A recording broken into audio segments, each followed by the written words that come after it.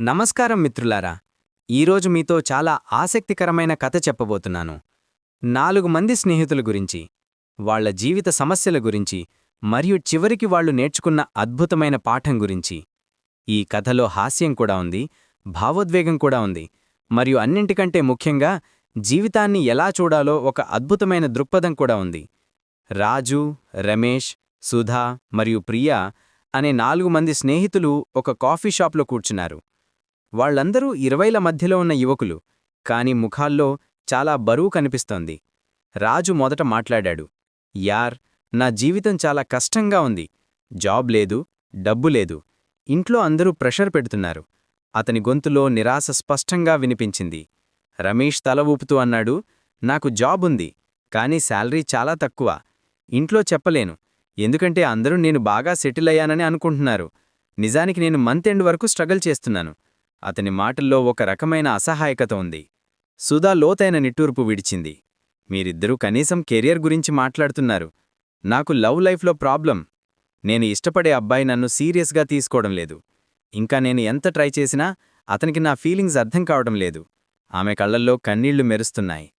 ప్రియా చేతులు జేబుల్లో పెట్టుకుని అన్నాడు, మీరందరి ప్రాబ్లమ్స్ వింటే నాది చిన్నదిగా అనిపిస్తుంది, కానీ నాకు డైరెక్షన్ లేదు.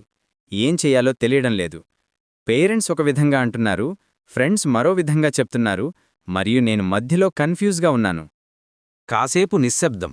అందరూ తమ తమ ప్రాబ్లమ్స్లో మునిగిపోయారు. అప్పుడు రాజు అకస్మాత్తుగా నవ్వాడు. మీకొక కథ చెప్పాలననిపిస్తోంది. నా తాత చెప్పిన కథ, శివయ్య గురించి. అందరూ కుతూహలంగా చూశారు. రాజు కథ మొదలుపెట్టాడు. ఒకప్పుడు శివయ్య అనే గొప్ప మహాత్ముడుండేవాడు. అతనికి చాలామంది భక్తులుండేవారు. ప్రతిరోజూ వాళ్లు అతని దగ్గరకు వచ్చి తమ ప్రాబ్లమ్స్ చెప్పేవారు. ఒకరోజు ఒక భక్తుడు వచ్చాడు. అతను చాలా బాధపడుతూ అన్నాడు, శివయ్య, నా ఇంట్లో ఎవరూ నా మాట వినరు. నేనెంత చెప్పినా వాళ్లు వేరే పని చేస్తూ ఉంటారు. నాకు చాలా బాధగా ఉంది. శివయ్య నవ్వుతూ అన్నాడు, సరే, రేపురా. మరుసటి రోజు ఆ భక్తుడు వచ్చినప్పుడు అక్కడ ఇంకా 3 భక్తులున్నారు. మొదటి భక్తుడు మళ్ళీ తన ప్రాబ్లం చెప్పాడు. శివయ్య, నా ఇంట్లో ఎవరూ నా మాట వినరు. అప్పుడు రెండో భక్తుడన్నాడు, అయ్యా, మీరు మా ప్రాబ్లం కూడా వినండి. మా ఇంట్లో కూడా అలాగే ఉంది. మూడో భక్తుడు కూడా అదేవిధంగా చెప్పాడు. శివయ్య గమనించాడు, 3 మంది భక్తులు ఒకే ప్రాబ్లం చెప్తున్నారు. ఇంట్లో ఎవరూ వాళ్ల మాట వినరని. కాని ఆసక్తికరమైన విషయం ఏమిటంటే, వాళ్ళు ఒకరి మాటలు ఒకరు వినడం లేదు. ప్రతి ఒక్కరూ తన ప్రాబ్లం మాత్రమే చెప్పాలని అనుకుంటున్నారు. ఇతరుల మాటలు వినాలని అనుకోవడం లేదు. రమేష్ నవ్వుతూ అన్నాడు, అరే, ఇది మన సిచ్యువేషన్లాగే ఉంది కదా. రాజు కథ కొనసాగించాడు.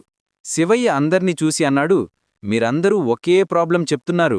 ఇంట్లో ఎవరూ మీ మాట వినరని. కాని ఇప్పుడిక్కడ చూడండి, మీరు ఒకరి మాటలు ఒకరు వింటున్నారా, లేదా ప్రతి ఒక్కరూ తన మాట మాత్రమే చెప్పాలననుకుంటున్నారా? భక్తులు ఒక్కసారిగా గ్రహించారు. వాళ్లందరూ ఒకే తప్పు చేస్తున్నారని అర్థమైంది. శివయ్య నవ్వుతూ అన్నాడు, జీవితంలో ప్రాబ్లమ్స్ అందరికీ ఉంటాయి, కాని మనం వాటిని ఎలా హ్యాండిల్ చేస్తామో అదే ముఖ్యం. మీరు సీరియస్గా ఉండి బాధపడితే ప్రాబ్లమ్స్ కూడా సీరియస్గా మినీ ట్రబుల్ చేస్తాయి. కానీ మీరు వాటిని నవ్వుతూ ఫేస్ చేస్తే ప్రాబ్లమ్స్ కూడా మీతో నవ్వుతాయి. సుధా ఆశ్చర్యంగా అన్నది, అంటే ప్రాబ్లమ్స్ని నవ్వుతూ ఫేస్ చేయాలా? రాజు తల ఊపుతూ అన్నాడు, అవును. శివయ్య చెప్పాడు, మీరు మీ ట్రబుల్స్తో నవ్వితే నేను కూడా మీతో నవ్వుతాను, మరియు నేను నవ్వితే మీ ట్రబుల్స్ అదృశ్యమవుతాయి. ప్రియా ఆలోచనలో పడ్డాడు, అంటే మన యాటిట్యూడ్ని మార్చుకోవాలా? ఎగ్జాక్ట్లీ, రాజు ఎగ్జైటెడ్గా అన్నాడు. నా తాత చెప్పేవాడు, ప్రాబ్లమ్స్ అందరికీ ఉంటాయి, కానీ వాటిని ఎలా చూస్తామో అదే డిఫరెన్స్ చేస్తుంది. మనం సీరియస్గా ఉండి స్ట్రెస్ తీసుకుంటే ప్రాబ్లమ్స్ మరింత పెద్దవిగా అనిపిస్తాయి. కానీ మనం పాజిటివ్ యాటిట్యూడ్తో, కొంచెం హ్యూమర్తో అప్రోచ్ చేస్తే సొల్యూషన్స్ కనిపిస్తాయి. రమేష్ నవ్వుతూ అన్నాడు, నిజంగా చెప్పాలంటే మనం ఇప్పుడు చేసింది కూడా అదే కదా. అందరం కూర్చుని మన ప్రాబ్లమ్స్ చెప్పుకున్నాం, కానీ ఒకరి మాటలు ఒకరు పూర్తిగా వినలేదు. ప్రతి ఒక్కరూ తన ప్రాబ్లం మాత్రమే ఫోకస్ చేశాం. సుధా నవ్వుతూ అన్నది, అవును, నేను కూడా మీ ప్రాబ్లమ్స్ గురించి ఆలోచించకుండా నా లవ్ ప్రాబ్లం గురించి మాత్రమే థింక్ చేస్తున్నాను. ప్రియా చేతులు చప్పట్లు కొట్టుతూ అన్నాడు, ఇది చాలా ఇంట్రెస్టింగ్ ఉంది. అంటే మనం ఒకరికొకరం హెల్ప్ చేసుకోవచ్చు కదా.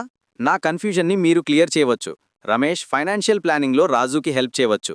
రాజు జాబ్ హంటింగ్లో టిప్స్ ఇవ్వచ్చు. మరియు నేను సుధాకి రిలేషన్షిప్ అడ్వైస్ ఇవ్వచ్చు. అందరూ ఒక్కసారిగా బ్రైట్ అయ్యారు. రాజు అన్నాడు, మీకు తెలుసా, ఈ కథ చెప్పిన తర్వాత నాకు కూడా నా ప్రాబ్లమ్స్ అంత హెవీగా అనిపించటం లేదు. మేబీ నేను చాలా సీరియస్గా తీసుకుంటున్నాను. రమేష్ నవ్వుతూ అన్నాడు, నేను కూడా. నా శాలరీ తక్కువ అని బాధపడకుండా సైడ్ ఇన్కమ్ ఆపర్చునిటీస్ చూడవచ్చు కదా. ఫ్రీలాన్సింగ్ చేయవచ్చు, స్కిల్స్ డెవలప్ చేసుకోవచ్చు. సుధా ఆప్టిమిస్టిక్గా అన్నది. నేను కూడా అబ్బాయి గురించి స్ట్రెస్ తీసుకోకుండా నా ఓన్ హ్యాపీనెస్ మీద ఫోకస్ చేస్తాను. రైట్ పర్సన్ వచ్చినప్పుడు వస్తాడు. ప్రియా ఎగ్జైటెడ్గా అన్నాడు. మరియు నేను డిఫరెంట్ ఆప్షన్స్ ఎక్స్ప్లోర్ చేస్తాను. పేరెంట్స్ మరియు ఫ్రెండ్స్ అందరి సజెషన్స్ వింటాను, కానీ ఫైనల్ డిసిషన్ నాదే. వాళ్ళందరూ కాఫీలు ఫినిష్ చేసి లేచారు. రాజు చివరిగా అన్నాడు, మీకు తెలుసా, శివయ్య చెప్పిన మాట నిజమే. మనం మన ట్రబుల్స్తో నవ్వితే అవి కూడా మనతో నవ్వుతాయి. మరియు నవ్వు వచ్చిన చోట సొల్యూషన్స్ కూడా వస్తాయి. అందరూ నవ్వుతూ హ్యాండ్షేక్ చేసుకున్నారు. వాళ్ల ఫేసెస్లో ఇప్పుడు హెవీనెస్ లేదు, బదులుగా హోప్ మరియు పాజిటివిటీ కనిపిస్తోంది. నీకోసమే నా నిరీక్షణ. శివయ్య, ఈ కథ నుండి మనం నేర్చుకోవాల్సిన విషయం చాలా సింపుల్ కానీ చాలా పవర్ఫుల్. జీవితంలో ప్రాబ్లమ్స్ అందరికీ ఉంటాయి. Money problems, relationship problems, career problems, family problems. కానీ వాటిని ఎలా ఫేస్ చేస్తామో అదే మన హ్యాపీనెస్ని డిసైడ్ చేస్తుంది.